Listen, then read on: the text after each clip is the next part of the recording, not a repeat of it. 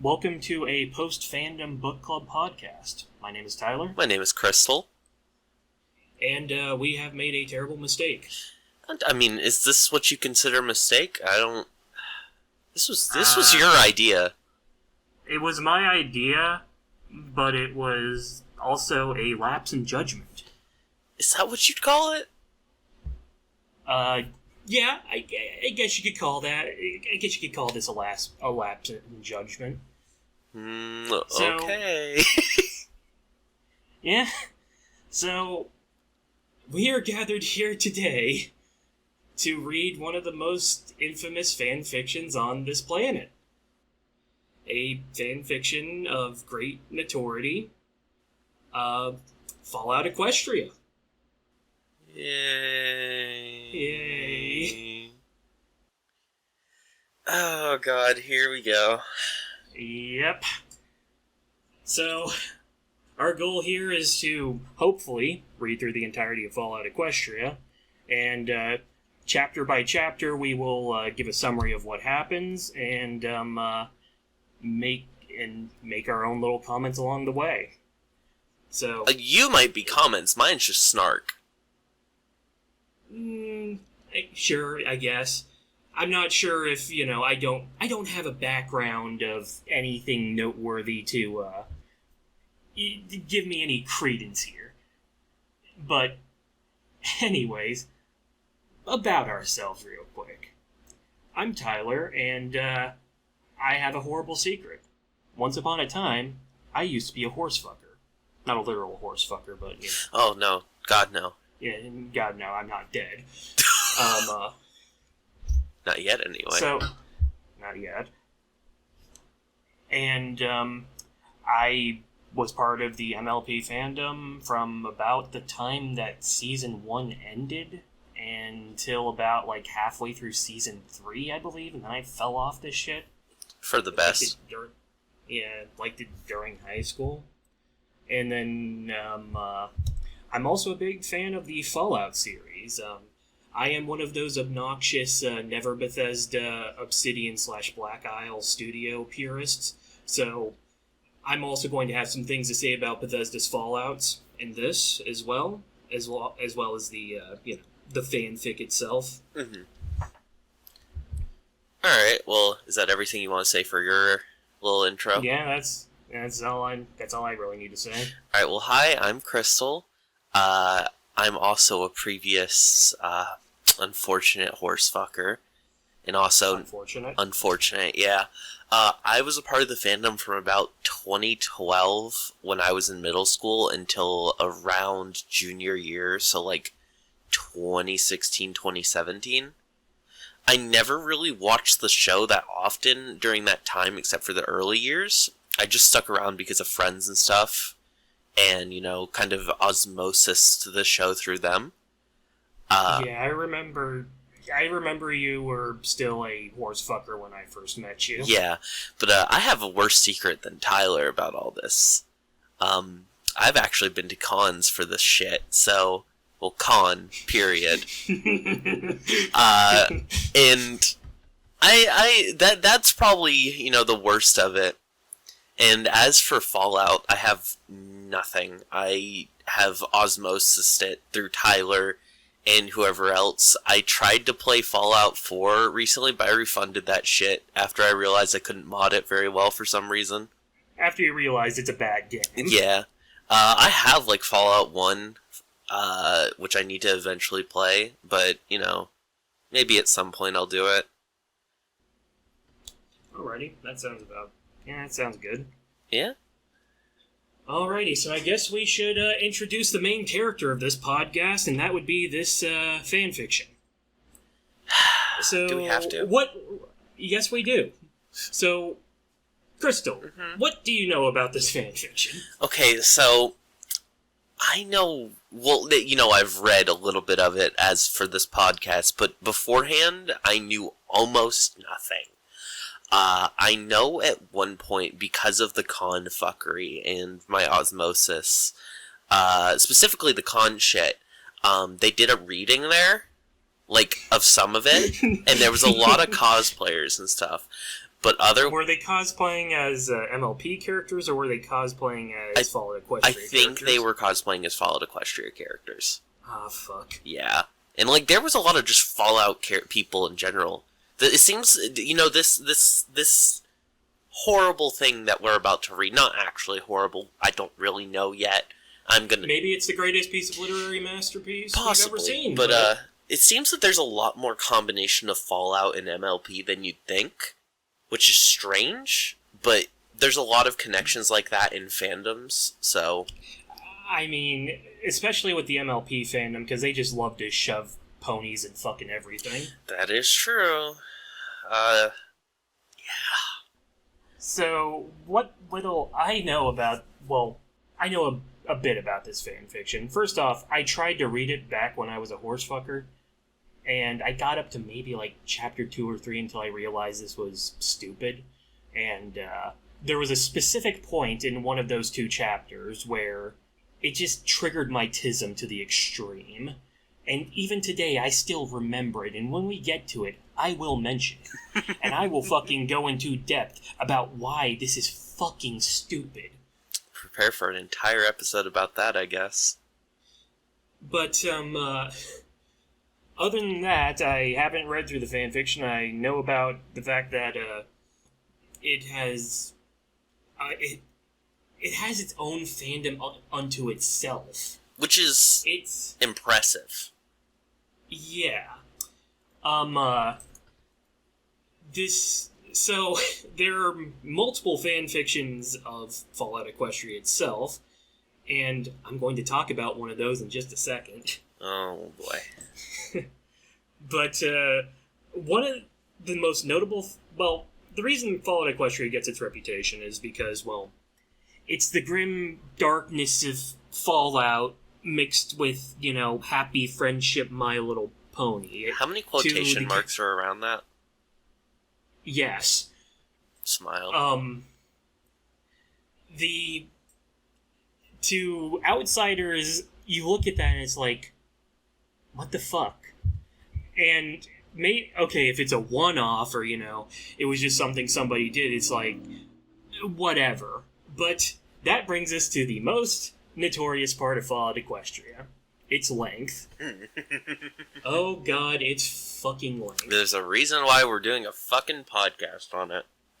So, Fallout Equestria, at one point, was on the Wikipedia list of the longest novels. It was actually part of that list. Wait, you're memeing me. I'm not fucking memeing you. I remember way back in the day checking the Wikipedia list of... I checked it recently, it's no longer there, but back in the day, it was on that list. Wonder why it was removed. That's a good question. So, in total, Fallout Equestria has 620,295 words.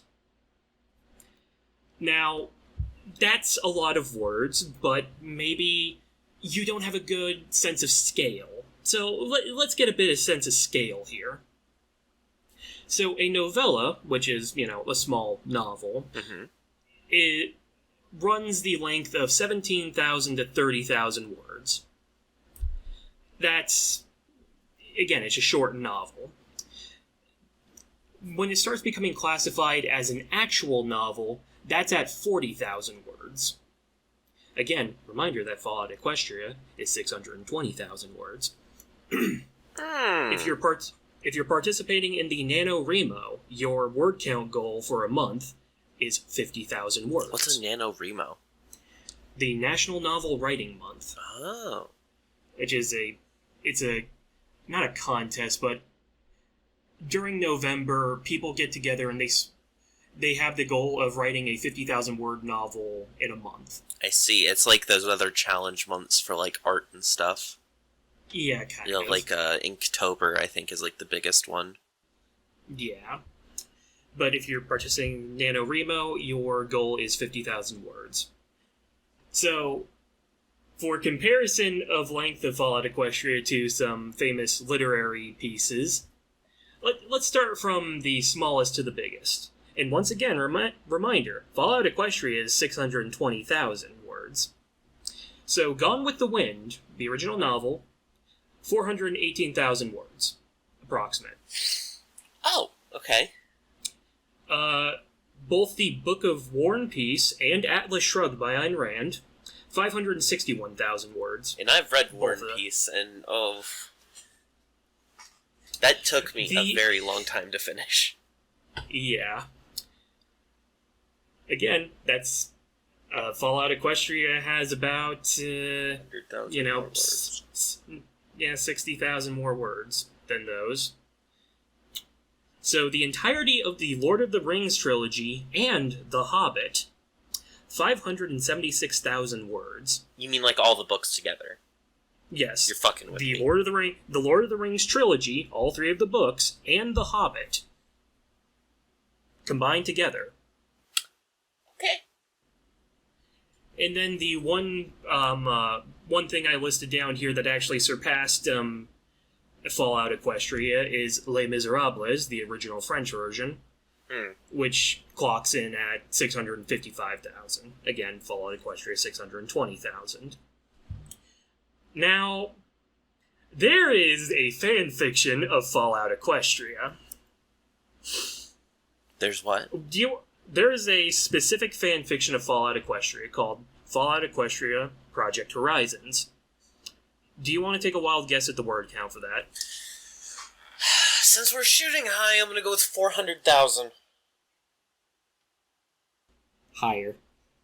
500,000? Significantly higher.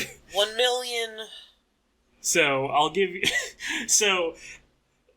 Fallout Equestria Project Horizons, when I was looking at it, was split into 5 different quote-unquote books. The total word count, 1.5 million. And that's from... I don't remember the exact source, but I believe that was from the Fandom wiki. My jaw is on the floor. Yeah. And, again... any schizo or monkey can slap around a keyboard until it forms words and, string them all together. So, length really shouldn't be an amazing thing, but the fact that it's these are consistent stories about, the grim darkness of Fallout and the, haha friendship MLP bullshit for, 620,000 words and 1.5 million words is what gives this fan fiction and the subsequent fan fiction of the fan fiction such reputation. Okay. So, another sense of scale with the length. We have read up to Chapter 1. So we read the introduction, the prologue, and Chapter 1. Mm-hmm. We have read 3,896 words. So about 4,000 words. If I'm doing, quick math right, that is 1/155th of the total length. Mm-hmm. So, in our journey, we have made one step of 155 steps. Oh, God, okay. That's... Let's see how long this shit lasts. I also discovered, out of curiosity, that there are hardcovers, because I wanted to see how big they were, and I found a copy, the first... Furred? This eBay listing is... The Furred? The Furred 1RD edition. The Furred? And it's 5 books for $95 the starting bid. Tyler, do you want it? No. I mean, I'll give him credit. That is some, those are some good covers. That's well put together. Yeah. Why, it's a total of 5 different fucking books. I saw one on, pictures that is all one book. Oh my god, I found it, and it's fucking golden. The pages on the corners are golden, like the fucking Bible. Hold on. The new holy text. Oh, the holy text. I mean, I know you guys can't see this, but if you look it up, you'll be able to find this. This is a real thing that's going for $200 on eBay, and I'm sure it won't sell by the time this comes out, I assure you. But I mean, coof money. You gonna buy it? No. You don't want to buy the holy text? I don't want to buy the holy text. Okay. Okay, so we've learned something new in the middle of the podcast. We have, we're making it. We're making it. Alright, so... So, a basic layout of how we're going to do this. We're going to go chapter by chapter, and we're going to give a summary of the chapter. And while we're giving the summary of the chapter, we're going to pipe in with our comments about either specific things said or things done, and give our, input on it. Yeah. Again, I don't have a writing background, or most of the shit I read is garbage, to be completely honest. Same. But still. And neither do I. All I can say is, I was that one kid in high school who finished their senior paper in 2 days after it was assigned. That's about it. And I got an A on it. So, that's about the extent of my writing, quote-unquote. I'm just a snarky asshole when it comes to stuff like this. But, in reality, throughout all my snarkiness, I do respect what it is. I respect that, somebody was able to type up 620,000 words of a story about My Little Pony and Fallout. Yeah. I'm trying to think of I had a comment I wanted to say, but it'll probably come back to me, so... I know we probably won't have any listeners, let's be real here. I mean, we could get our friends to listen to it. We can get our friends to listen to it, yeah, but in some way... We get some listeners. If you would like to listen or read ahead and, be there to call it a little book club of sorts, just hide the PDF from your parents or whoever you're living with. If you live by yourself, your landlord might be sniffing around and he catches some Fallout Equestria. Oh god. Your bill's about to double, bud. Mom found the Fallout Equestria sock. Just a sock with fucking little, the main character on it. Oh, I wonder if that's a thing. I'm gonna figure that out after this. Oh, boy. So? Go on. I was gonna say, I also, upon looking at these covers and stuff, realized I do know these characters and what they look like from that con way more than I thought I did. Unfortunately. There was a lot of cosplayers of... am I allowed to say a character's name? Sure, go. Velvet Remedy? Mm-hmm. Because I'm guessing that's her on this fucking wiki page I found. Because it seems she's going to be a very major character. Yeah, I have some comments about Velvet Remedy's appearance, as described in this later on.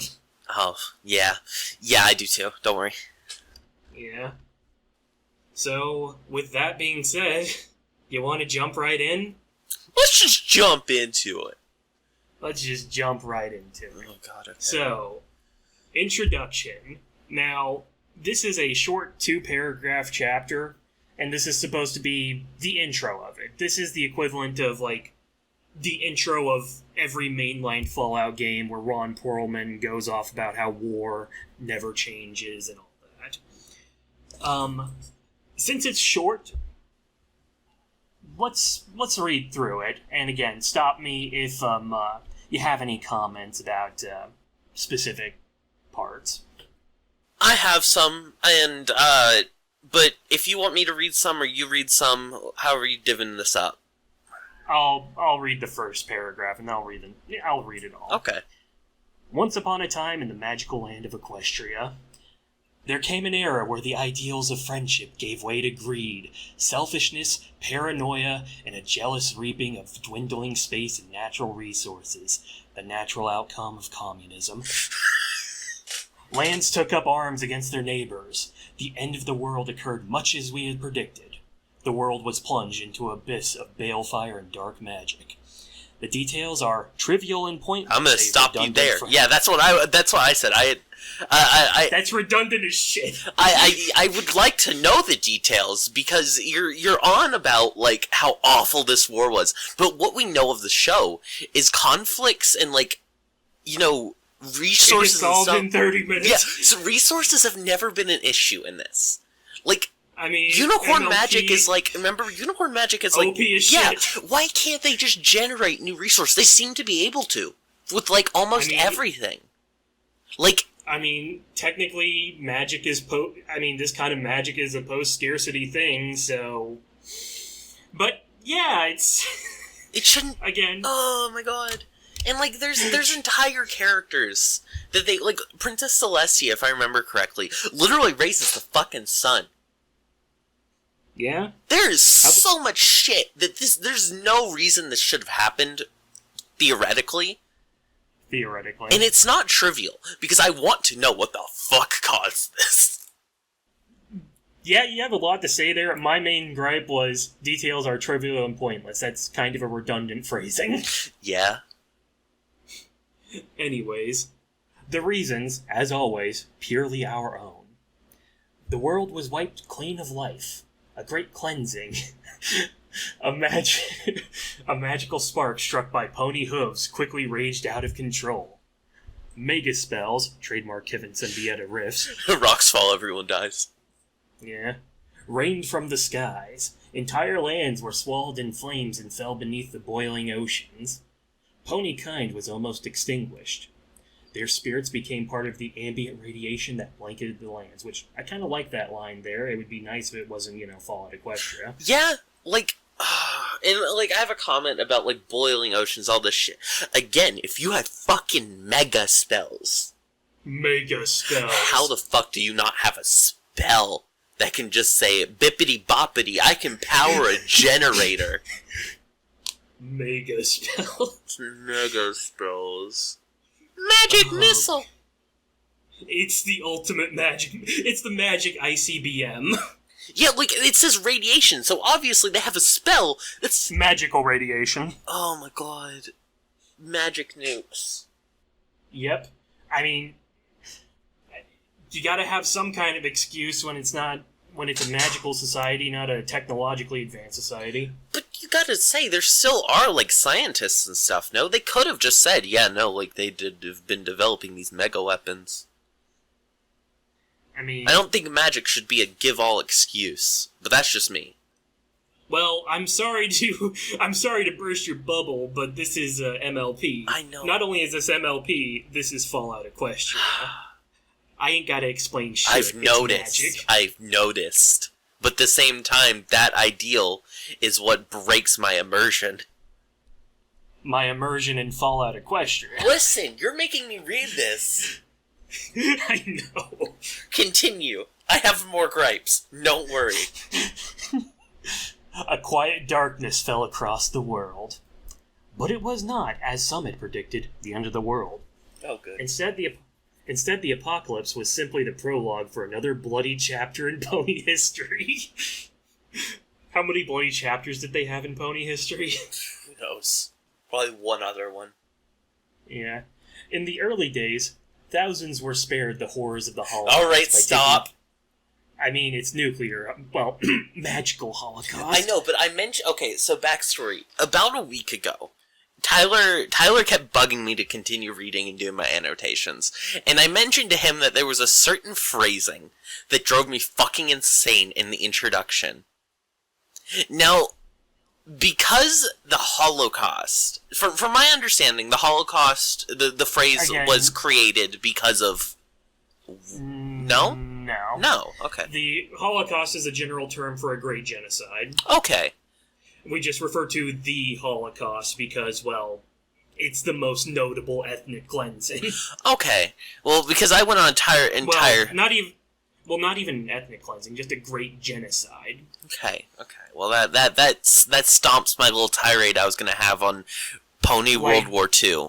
But... Like, when we were, commonly people refer to, the aftermaths of nuclear war as a nuclear holocaust. Oh, okay. And that's commonly what it's referred to in, like, Fallout and stuff, nuclear holocaust. So, again, it's just a great genocide in My Little Pony. Okay, yeah. Anyways, by taking refuge in enormous underground shelters known as stables. But when they emerged, they only had the hell of the wastes to greet them. All except those in Stable 2. For on that fateful day when spellfire rained from the sky, the giant steel door of Stable 2 swung closed and never reopened. So, this is just Fallout 3. Yep.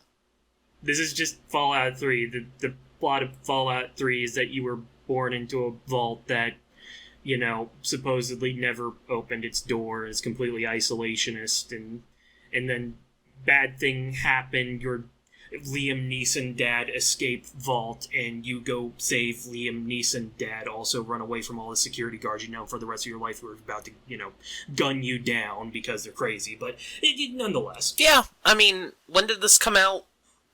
Do we know when it started? Fallout Equestria, 2011, I believe, sometime in 2011. When did Fallout 3 come out? Fallout 3 was 2007 or 2008. Okay, so... And Fallout New Vegas would have either been about to come out or just came out. Wait, New Vegas is after 3? Yeah, New Vegas... Okay, so background for you, and I guess anybody who doesn't know much about Fallout. So, originally Fallout was a franchise created by a studio called Black Isle Studio. Mm-hmm. They made isometric RPGs and similar veins to... they made CRPGs based off of the gameplay styles of, like, tabletop RPGs. Yeah. In fact, Fallout was originally called Vault 13, a GURPS post-apocalyptic adventure, because they were originally going to base the rule set of Fallout on GURPS, but then Stephen Jackson Games, pulled out of that. So Black Isle Studio made Fallout 1, Fallout 2, and I believe they also made, like, Fallout Tactics, which was a spin-off. And they allowed the licensing for some other, like, crap fucking offshoots, like Brotherhood of Steel, which we don't talk about. And then Black Isle's parent company, Interplay, was having financial issues, so they had to shake off assets, and Black Isle got, obliterated from that. So what happened is the property of Fallout got auctioned off, and our good old friends at Bethesda managed to buy the rights to the Fallout franchise.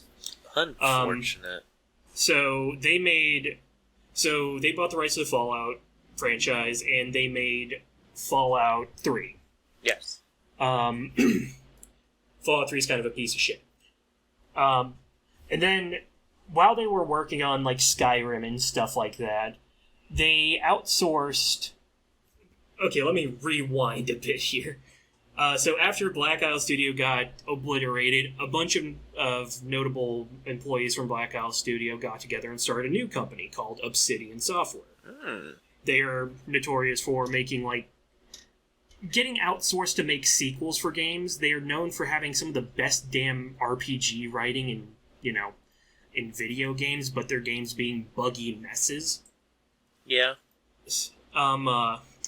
So anyways, while Bethesda's working on Skyrim and all that, they outsourced to Obsidian, hey, make a spin-off of Fallout 3.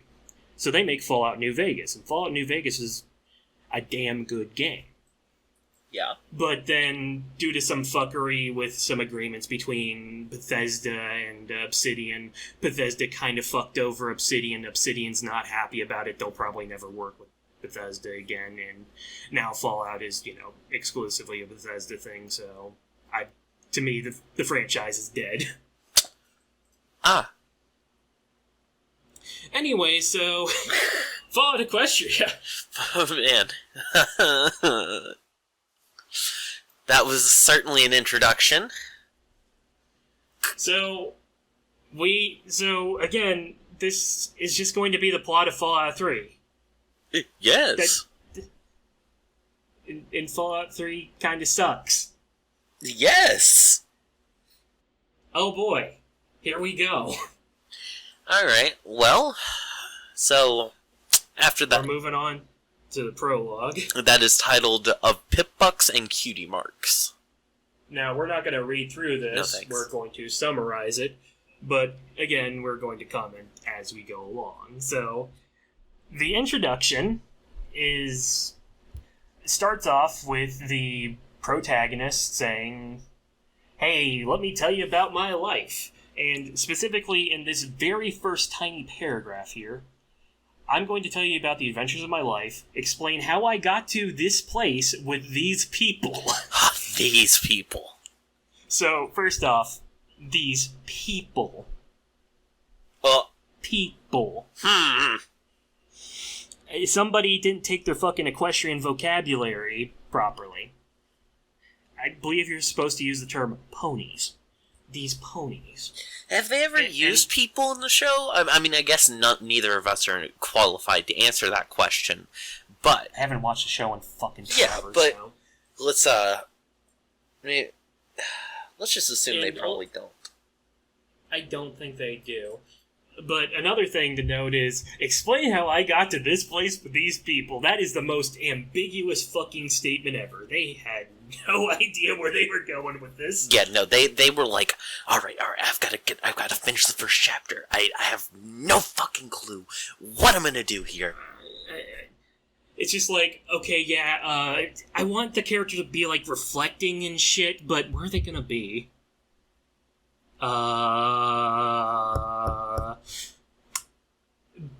In a place with people. Wait, Tyler, what if they go to the real world? Kill yourself. Tyler, what if they go to the real world? If this becomes an isekai somewhere down the line, I'll die. I'll laugh. Anyway, and then they continue to go on about... They throw out the window the idea of them telling about their life, and then you're just like, you know what? No, I'm going to talk a little bit about pip bucks. Which I love that statement because it's like, oh yeah, let me tell you about my sweet ass fucking wristwatch. I fucking hate the name pip bucks. They are so fucking proud of that. They had this smirky little fucking grin on their face when they made that, and I'm just like, yeah. God, I want to knock that smile off your face. Okay, so we gotta. Okay, so in Fallout they have Pip Boys. Pip. Pip Brony? No. Pip Buck. Pip Buck. Like, it makes sense, but I just hate the name. Yeah.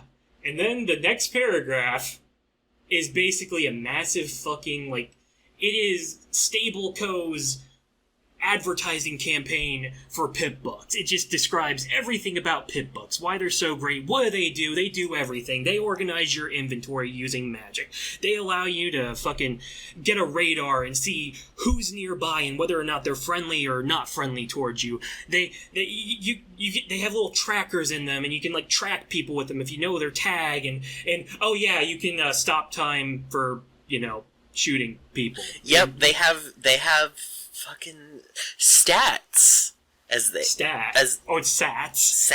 Sats.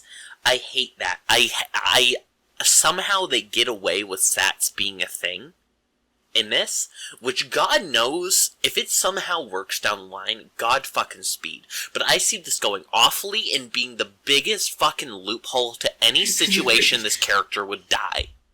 Also, yeah, so if you don't know, Sats is supposed to be a play on VATS in the the later Fallout games, Fallout 3 and New Vegas and all that, which in that, VATS is the Vault-Assisted Targeting System, which, since, the Gamebryo engine kind of sucks and, shooting in it is kind of not good, they're like, okay, so how do we make it so that...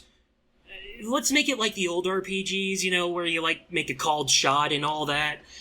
Okay, so you just have this ability that allows you to stop time and call specific shots to head, torso, legs, yada, yada, yada.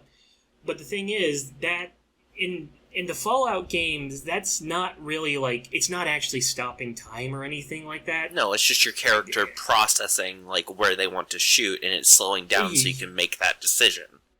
Yeah. It's a gameplay feature, not an actual feature of, the Pip-Boy or the Pip-Buck. It's just something... I like how this just made it so that, the Pip-Buck actually does all the gameplay things in canon. they made it so that it's not like gameplay mechanics, it's actually the function of the object. In Fallout, I mean, again, I talked about how the VATS and all that, but also you use your pip book as like the menu to organize your notes and look through your inventory and all that. Uh-huh.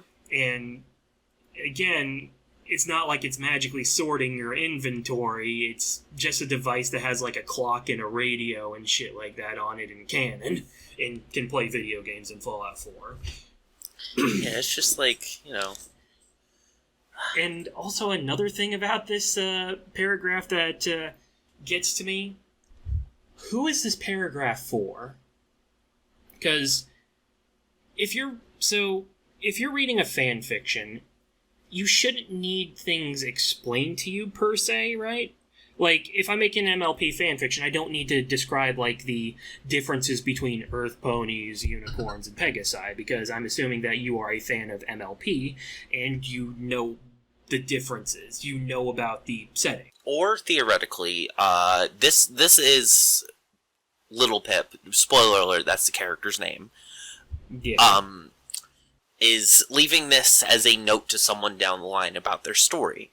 And they're place and people. Yeah, and they're leaving this note about these people, sorry, ponies, that they've fucking lived around their entire life. Like, obviously they know the differences. They probably know what a pip-buck does. But, again, the thing is, I don't feel this is actually, like, supposed to be written in universe. I feel like this is it's just an introduction to the fan fiction. So they just went through and described gameplay features of the later Fallouts, and if you've played Fallout, you know about those game features, and if you've consumed any MLP stuff, you know stuff about MLP. So who is this for? Is this for people who never played Fallout and just got into it because of Fallout Equestria, or like who is it for? It's for your landlord who just found the hard copy. No. He's about to raise your rent. It's already expensive enough. So, anyways, it can also glow like a lamp. It can also glow like a lamp. That is entirely, in this, is it just a line by itself, separated from the other paragraphs. Which I want to say is probably for comedic effect, but yeah, that's also Not funny. Something that... Didn't laugh. It's also something that you can do in Fallout 3 in Vegas for, a flashlight. I think 4 as well. Yeah. Anyway. And 76, Smile.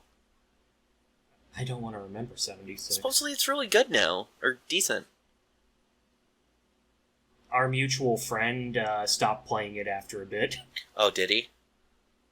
Remember, he was streaming it with his other friend, and then, nah, this shit, we hit a wall. This shit's stupid. I don't want to play anymore. I didn't remember that. I just remember him playing it a lot, and I was like, oh, maybe it's okay, Smile. Anyways, so, yeah, the protagonist goes off about the greatness of pip-bucks, and then talks about how, pip-bucks really are a testament to unicorn pony arcane science. That's a hell of a fucking phrase right there. Unicorn pony arcane science. Yes.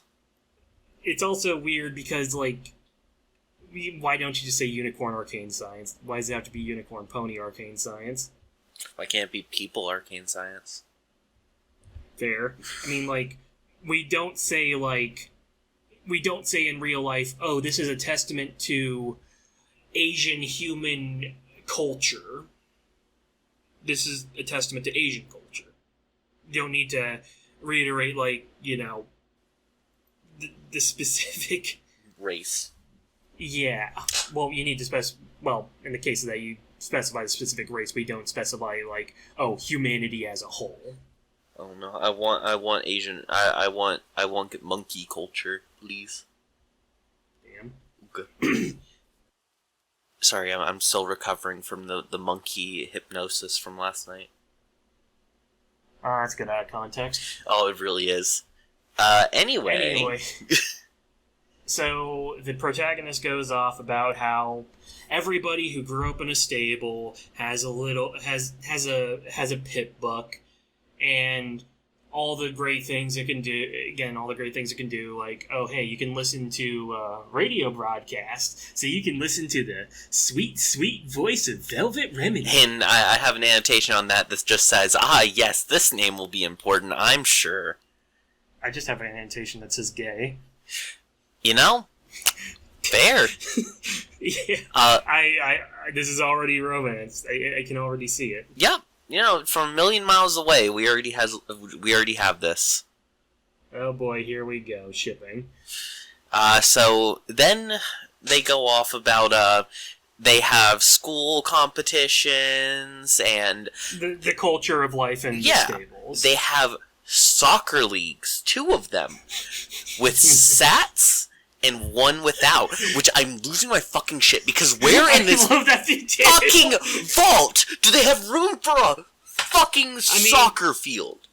I mean, in Fallout 3, they mentioned that, like, oh, hey, there's a baseball team in the vault, which that's even... That's worse. Why? That's worse. Think about it. Bethesda can't write. Think about it. That room could be used to store more people, or supplies, or food, but nah, man, I want to kick around a fucking ball. I mean, to be fair, they could clear out a room every time they want to play, football, soccer. Yeah, so, plus, I'm not gonna go into detail about, like, fucking Fallout shit, but, yeah. I like the detail about, oh, hey, here we allow the super OP, science, magic, called shot bullshit, which I don't... Which, in a way, that kind of fucks with... Like, I'm thinking about from a gameplay perspective in, like, Fallout, and, like, Fallout, it's not a called shot to objects, it's a called shot to people. Don't worry about it. So... What if it's a blood sport? So, in SATs, people just specifically stop time, it's like, I'm gonna get this fucker in the face. I got a 45% chance, I'm going for it. Oh, goodness. But, yeah, they go on about... the culture, and then they talk about Cutie Mark Day and how, if you know anything about MLP, Cutie Marks are a showing of their talent. And you have a party! And then your Cutie Mark decides what you'll do in the vault. Yeah. So, I also have a statement about this. The Overmare issues each pony their pit buck on the day of their Cutie Mark party. Now, this kind of triggers my tism from what I remember about the show, because they call it a Cutie Mark party. If I remember correctly, in the show, they specifically call the celebration of somebody getting their Cutie Mark the Quinceañera. Oh my god, they do call it a Quinceañera. It's a clever fucking pun, but here it's just Cutie Mark party. It's why didn't you just call it Quinceañera? Did that episode air by then, though? That was that was in the first season. Was it? Yeah, it was in the first season. I want to say it's like 5 or 6 or something.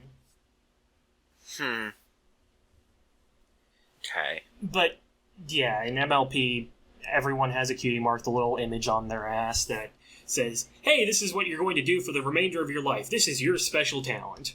And in Fallout 3, specifically, I don't remember if this was like a background detail in the original Fallouts, but I have a feeling this was just something Bethesda made up.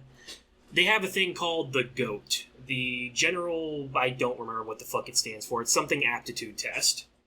Which is basically a test you take in school that's, like, sections you out and says, okay, this is what you're good at. This is the kind of career you're going to have for the rest of your life underground. So it's a nice little matchup that way. But, yeah. Yeah. And so anyways, the protagonist goes on to state that she got her Cutie Mark, which was a pit buck. So this is why she went off the massive Stable Co. shill pit buck thing earlier, because, her special talent is pit bucks. Now... She's not very happy about this, by the way. She says it's like having a Cutie Mark of a Cutie Mark. Which, I find this statement kind of stupid. I mean, again, this is a character's opinion, so Yeah. who am I to... But a lot of ponies' cutie marks are of average fucking objects. Oh no, my cutie mark is an apple. What? Everybody eats apples. I'm not special. No, you're special because you're the one who grows the fucking apples. You're the one who fucking does... You're the expert in apples. Even though everybody eats apples, you're the specialist in them. And Little Pip has a cutie mark of a pip bug, so she is a technician of pip bugs. But that brings me to another thing I had. Oh. So this sentence confused the shit out of me because of the way it was worded. Sure, getting a pip-buck as my cutie mark could have meant I was destined to become an awesome pip-buck repair filly or something. Could have meant I was destined. I didn't catch that. Ah. To me, that's... That... Okay, I can kind of see why they would phrase it like that. Again, it's a past tense. This is past tense here, so could have, but by wording it ambiguously like that, it's like, okay, is she a fucking technician or not?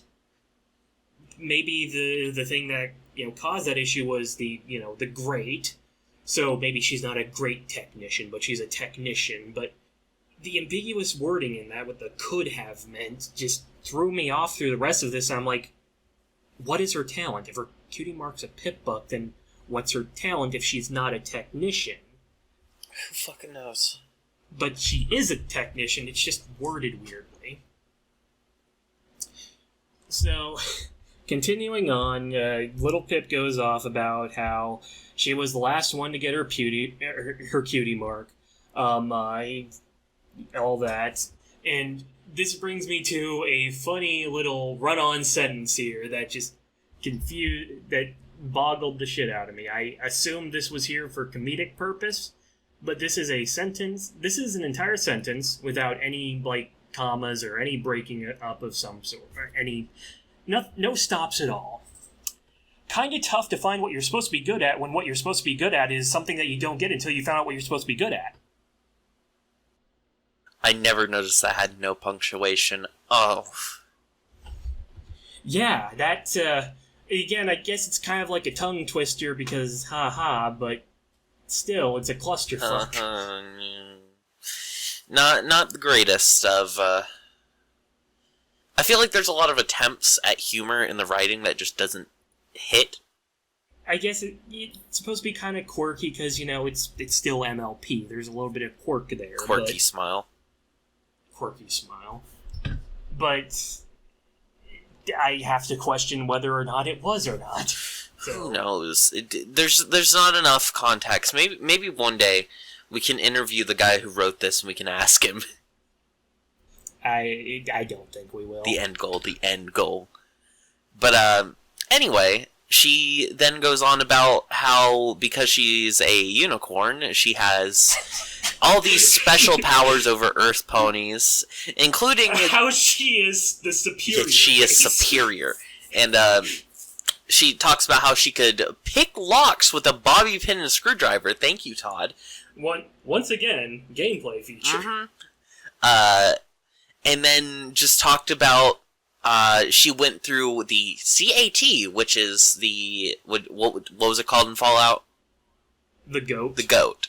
And how she was basically average in all of it, which, feels bad. And then mentions Velvet Remedy again, who she says is a natural artist. Natural artist. And I don't know, I'm getting some weird, pseudo-feudalist vibes out of this. Some weird... Again, just again, that's just MLP in a nutshell. It's it's kind of fucked up to think about a society where, your life is determined from, when you find your special talent, your life is determined all the way from that, and, there's different races with different abilities, and some are objectively more overpowered than others. I mean, I really hope, because even Earth ponies, from what I remember, are, like, super fucking strong. Like... Okay, they're stronger than other ponies. By, like, and a really good degree. And they also, you know, they have the way of the land. They're good at farming. So you know what they are? They're peasants. I also Earth think they ponies have, are like... fucking peasants. No, I think they also have, like, besides just a way of the land, they have a good connection with nature. That's what I mean by way of the land. Well, that doesn't just connect with farming. Fucking city boy. I mean, fair, but still. But yeah, no, and then, you know, Pegasus can fucking fly. Again, so... Earth ponies are peasants. Mm-hmm. They are farmers. They are, you know, they are the... They hold society together. They have the... They're strong, and they're known to be farmers, so they are peasants. Mm-hmm. Then we have Pegasi, which Pegasi have control over the weather, and they can fly, of course. And notice that, like, every time in, you know, Canterlot and Royal shit, all the guards are Pegasi. I never noticed that. They're all Pegasi.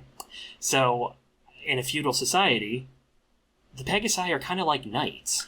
Why are they not... The thing is, I don't know why they're not Earth ponies, because like I said, I feel like Earth ponies would make more of a better choice in that. But... And then there's the unicorns, which are OP as shit, because they have magic, which, you know, allows them to do fuck you everything, including being able to walk on clouds like Pegasi are able to buff themselves up using magic and make themselves stronger than Earth ponies, able to use telepathy and manually manipulate objects, and, you know, all this shit. So, and unicorns are typically shown to be living in Canterlot, the royal city, and living in high society.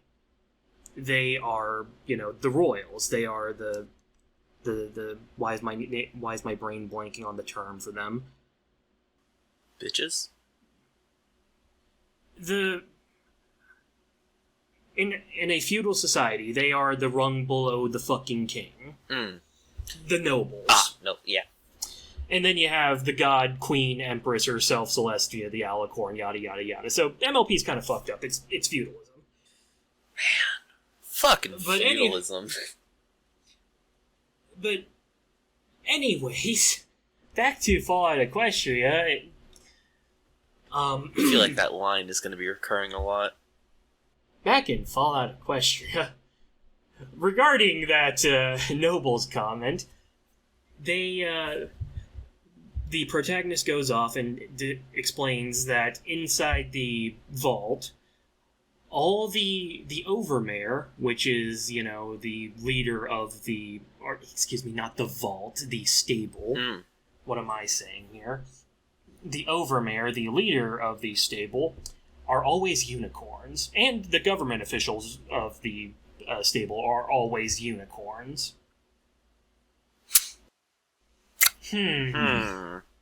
Really gets the noggin jogging. And then it gives the justification that why the Overmare is always a unicorn is because the Overmare uses unicorn magic to create fake sunlight to grow the crops underground. I have in all caps on my note, how fucking big is this place?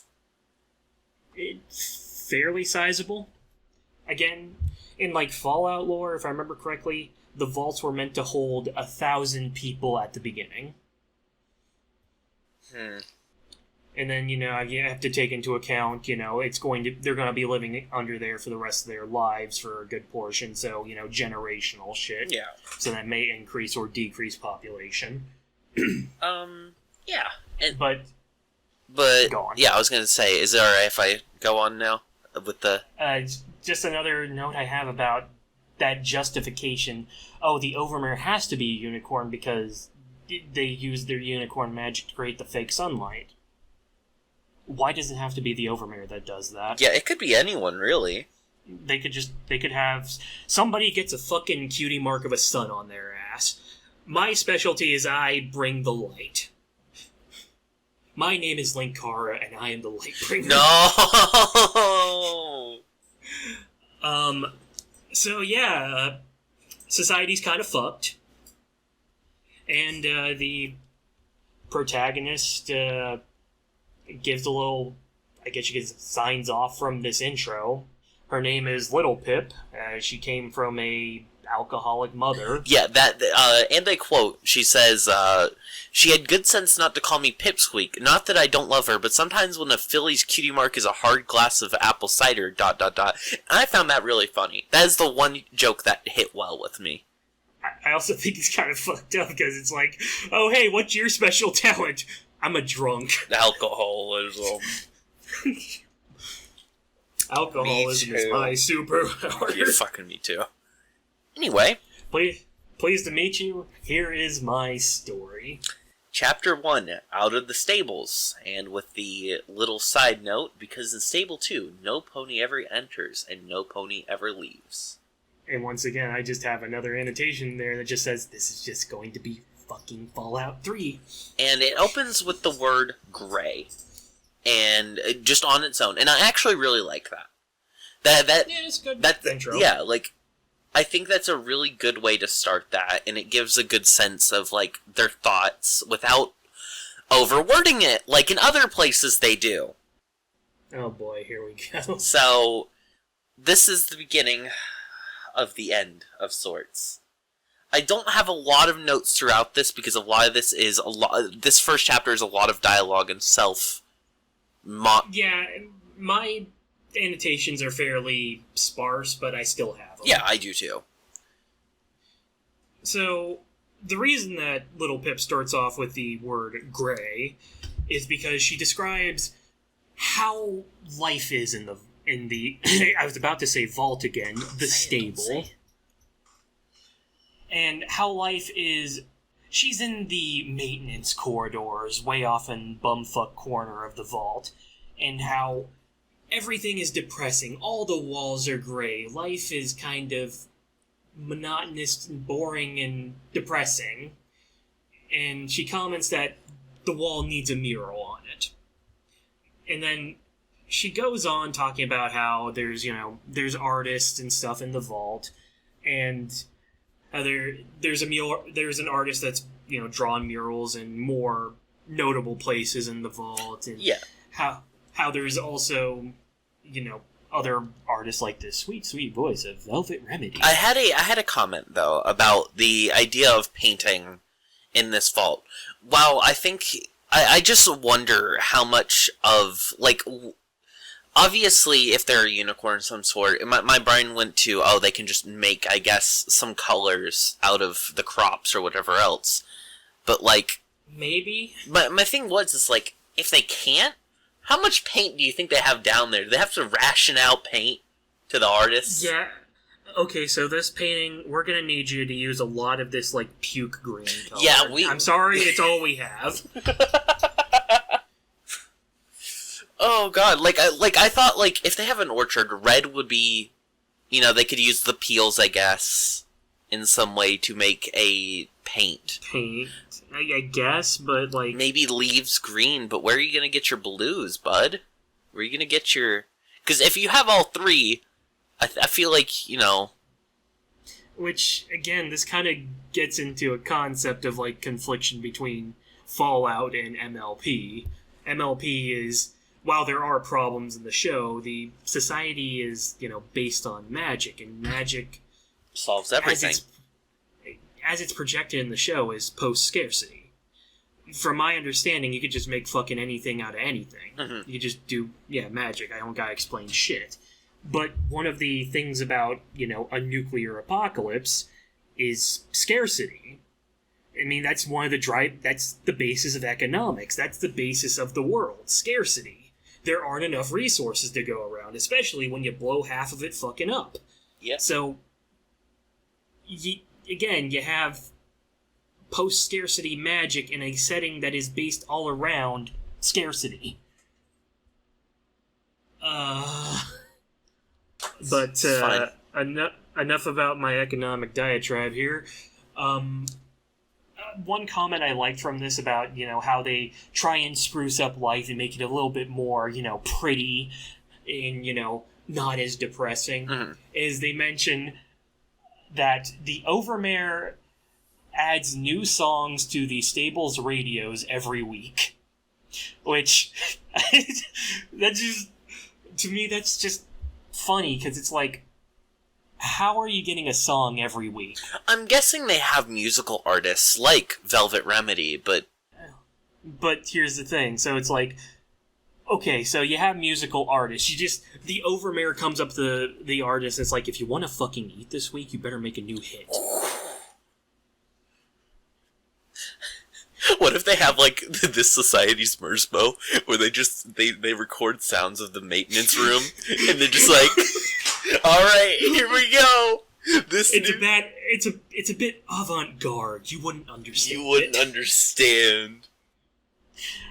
Oh, God. I mean, they could also, like, slowly drip feed, like, old world music into the radio. Like, yeah. Okay, so maybe they couldn't make a new song this week, fucking slackers. Louis Armstrong, or whatever the pony equivalent of Louis Armstrong would be. Pony Hoofstrong. Sure. Anyways, continuing on. The little Pip, the protagonist, continues on talking about how, life is boring and gray. And then somebody comes up and says to her, "Oh dear, is it really that bad?" And there she was, Velvet Remedy. Waifu bait, waifu bait, waifu bait. Waifu bait. And I love this next statement because this just irritates me.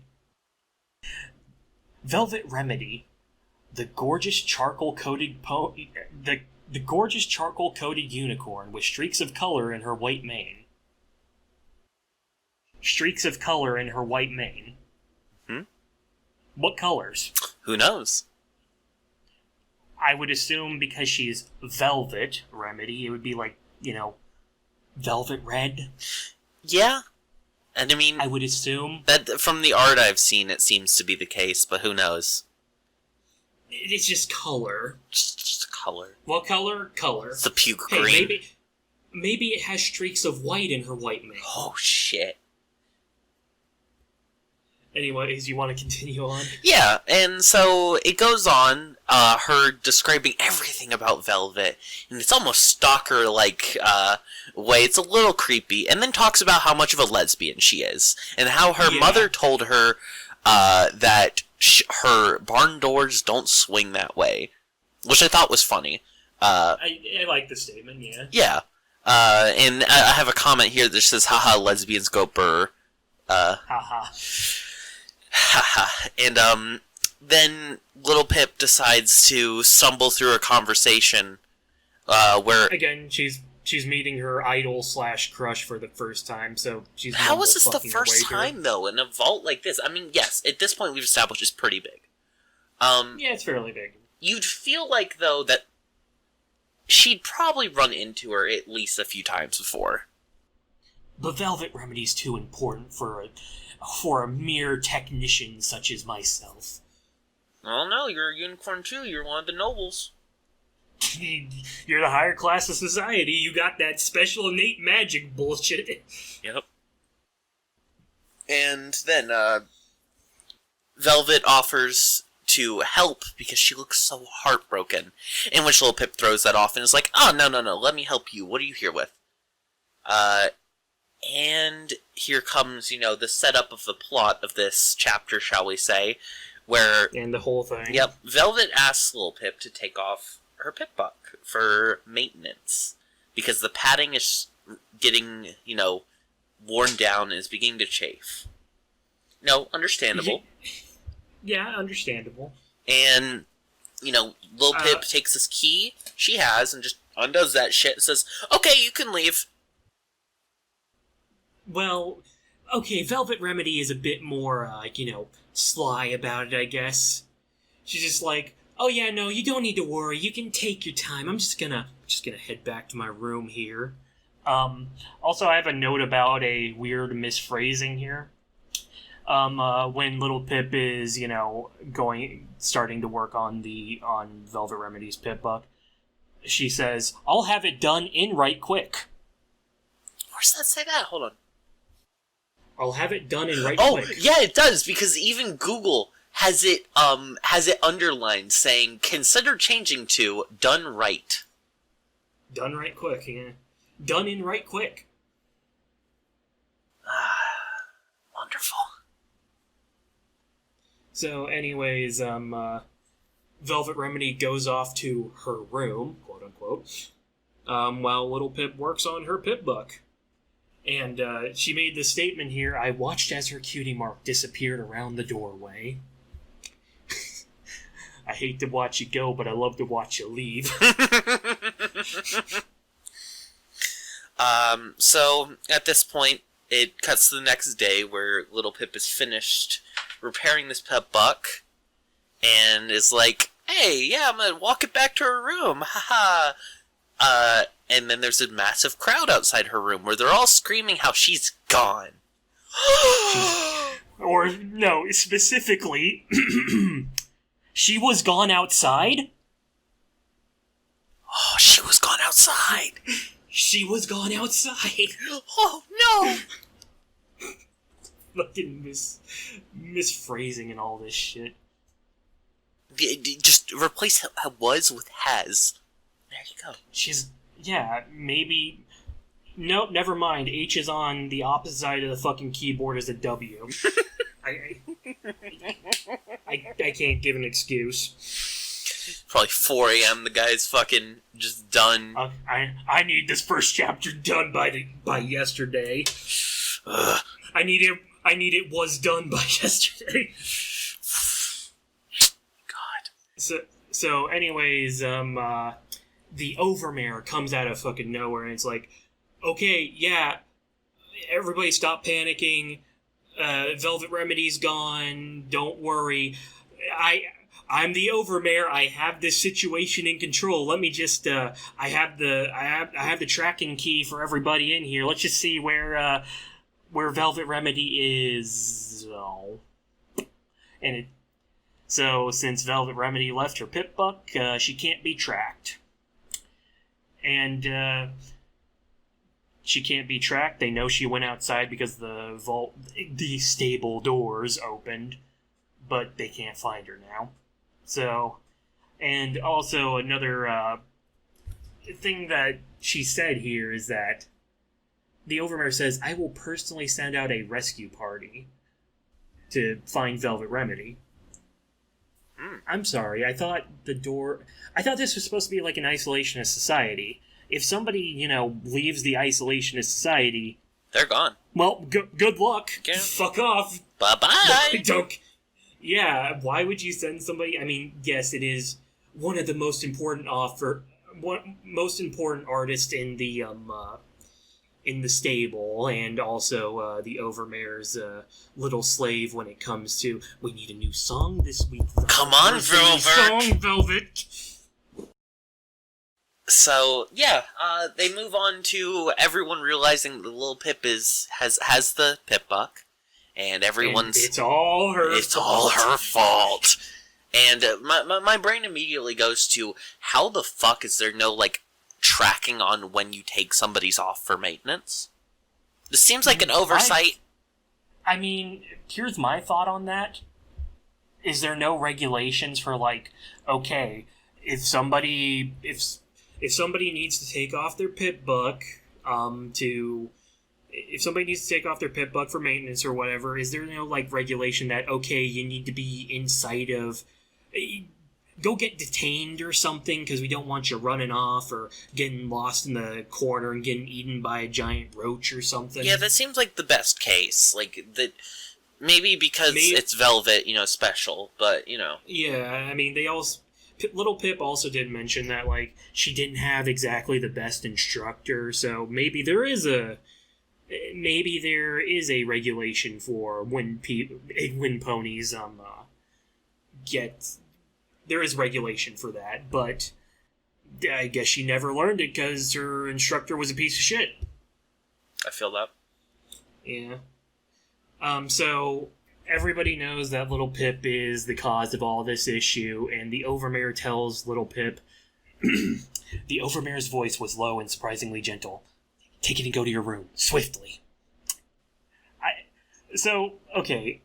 So, on my part, I made a bit of a mistake here. I did annotate this off because this was kind of funny to me, because, like, I didn't take into account the Overmare's voice was low and surprisingly gentle. When I just read the take it and go to your room swiftly, I imagined it like a mother scolding their child. Take it and go to your room, now. 3, 2... I mean, that'd line up with her last, because it said when she asked, "What is this?" in a dangerous tone, like, that... Yeah, you know what, you have a point. She was going from, what the fuck did you do, you little... Go to your room. Okay, go to your room, quickly. Yeah, it's like, she became bipolar. Maybe she is. Oh, that makes sense. And, anyways, Little Pip is just lying on her bed, all depressed, because she kind of fucked up big time. And she's just sitting there playing with Velvet Remedy's Pip Buck, and time to make a shrine. Time to make a shrine. I'm pretty sure you might be able to find a lock of hair somewhere near the maintenance. Yes. But it also occurred to me, why didn't they confiscate that? I don't know. Just take this thing of this person who left. Just take it to your room, whatever. It's not like we're going to need to, like, investigate it or anything. It's not like there's any clues on it that might lead to where she is. Right? Right? So anyways, there were clues on the Pip Buck related to where she's going. And how she escaped from the stable. I keep on wanting to call it a vault, because it's just a fucking vault. So anyways, going on, Little Pip is thinking about, okay, I know that Velvet Remedy left, should I leave as well? And she thought about it for a whole couple hours, thinking about the entirety of your life in a whole couple hours, and it's just like, yeah, fuck it. Yeah, I'm outie. I mean, if my fucking celebrity crush that I stalk, isn't going to be in the vault anymore, why even fucking stay in the vault? Like, the stable, excuse me. Yeah, and then, I know you mentioned there was clues, but specifically, a voice that she did not know, a recording of the code to the vault door. The stable door. Oh, sorry. And this specific code is CMC3BFF. Oh my god, I never even realized that. You didn't realize it? Oh boy, you're gonna love the next 2 chapters. God fucking damn it. Anyway, I had a comment earlier above on, while she's contemplating on her life, there's a radio going on talking about the event, and she also decides to talk about how she has no friends, and how she went to a slumber party only once, and like it says, but a ghost story some pony told me at my first and only slumber party. And the parentheses just make me laugh because that's so unneeded and sad. But I you know what? It tells a lot about the character. Yeah. Give it credit. Also, I like the ghost story. I think it's a good ghost story for the setting. The ghost story is that outside the stable door, there's literally nothing. It's just a dark void, which I like that little. Yeah, I like that little tale. So, anyways. Little Pip now knows the code to the stable doors, and she has no reasons to stick around. I mean, family, a safe community that... I don't think she had... Like, she's mentioned her mother, but we don't know if the mother's still around. I mean, also her mother's a useless piece of shit, so... Alcoholism. Yep. So, Little Pip's just like, yeah, I'm gonna throw my life away. Fuck it, let's go. So, So, Little Pip is now trying to escape from the stable. And she goes to the stable door, and she encounters 2 guard ponies. And my question here is, if somebody just sprung open this thing that's not supposed to be opened ever, I think you're going to need a bit more security than that. Yeah. I mean, of course, we don't know how big this community is. Maybe those are the only 2 security officers they have. Maybe the others ran out. But they don't matter. Velvet Remedy is the one that actually matters. Yeah, and as much as they don't matter, they also get taken out of the book in literally 2 lines. So, once again, note, unicorns are too fucking overpowered.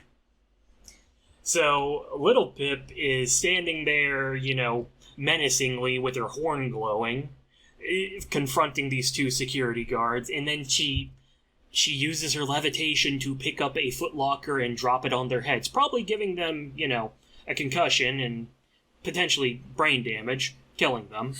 It is, Little Pip has never killed a pony. Little Pip? We don't know that yet. That's true. Again, I think... Did it mention what the guards are? Earth ponies. Oh, they're Earth ponies? Yep. Once again, the big, strong Earth ponies. Let me just pick up this fucking metal crate and... Bonk.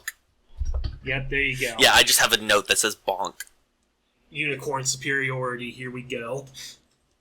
Yeah, and then, so she's like, alright, well, I'm fucking out of here after taken care of. And as she's entering the code, the Overmare comes over some speaker and is like, oh, don't do that.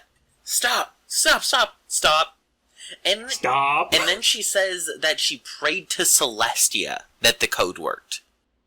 I mean, there were mentions earlier of, Celestia being a god figure. Well, were there? Did I miss that? I saw one in passing, but I didn't really notate it, because it's it wasn't... It makes sense. It does, but it just... I was curious how they know about Celestia. I mean, there's probably books about, probably their equivalent of the Bible telling them about the great battle between Celestia and her sister Luna, and, Well, we've seen that Bible. It's like the beginning of the story. Exactly. Yeah, I guess you're right. So, yeah, the door opens, and she's like, alright, well, I'm gonna get out of here. And, she has a little back and forth with the Overmare on the speaker, where Little Pip states that she's gonna bring her back, and then she says, we'll never, we will not let you back in. And she realizes how she's not special. And the only reason they'd send out somebody for Velvet Remedy is because she's special, Smile. Because she's special and they need those fucking songs every week. Sing, slave, sing. I guess to build a dream on for my imagination. Fucking... So, she's like, alright, well, fuck that. You didn't do anything for me. And she steps out. Door just closes behind her. And, well, now she's outside. Well, she's not outside yet. The stable was built in a giant apple cellar, it said. Or an apple cider cellar. I think they mentioned it was an apple cellar, which, I mean, why do you need a cellar for apples? I think that seems kind of counterproductive. And 2, how fucking big is this cellar? I mean, I've seen... When that kind of came to me, I was like, I looked up a bunch of images of, wine cellars online. Of course, there are some massive fucking cellars with, giant kegs of, wine or bourbon or whatever, but how big is a cellar to accommodate that giant-ass door and, the opening and all that? And, outside that door, by the way, are a bunch of dead skeleton bodies. It's whatever. Yeah. Just don't mind it. Just mention it. It's the first time Little Pip has seen a dead one, and she just gasps. And that's about it. Yeah. And then, taking a deep breath, I trotted up the stairs, swung open the cellar door, and stepped outside. And then there's that's the end of the chapter, but there's a little footnote. Yep, I have this marked as well. That says, level up. New perk. Cherez La Philly. Plus 10% damage to the same sex and unique dialogue options with certain ponies. I love the lesbianism perk. So, yeah, they're bringing in gameplay mechanics. They're mentioning, oh, hey, the character leveled up, they get a new perk, and I wonder how long this gimmick's going to last. 2 chapters. Maybe. Maybe longer. Maybe it lasts the entire thing. If it does, I don't think it will. I give you kudos, but... Also, I guess this did come out when Fallout New Vegas was out, I believe. I'd have to double check, the dates, because the quote-unquote gay perks were not in Fallout 3. They were added in Fallout New Vegas. Okay. So, that was the first chapter of Fallout Equestria. What have we learned? Lesbians. These... in this place with these people.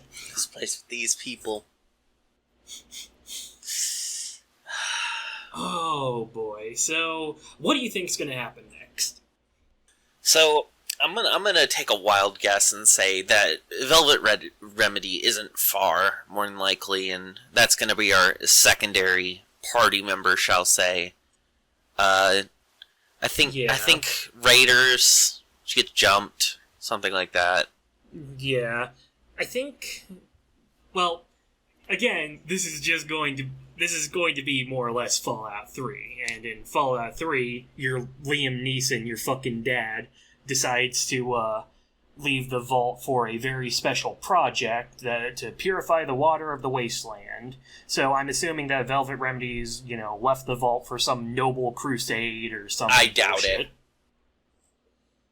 I think if they're doing something, if they're just copying Fallout 3, they're gonna make it some kind of noble crusade. I don't know what. I'm gonna have to disagree. I think that she was just sick of being told to sing every week. Yep.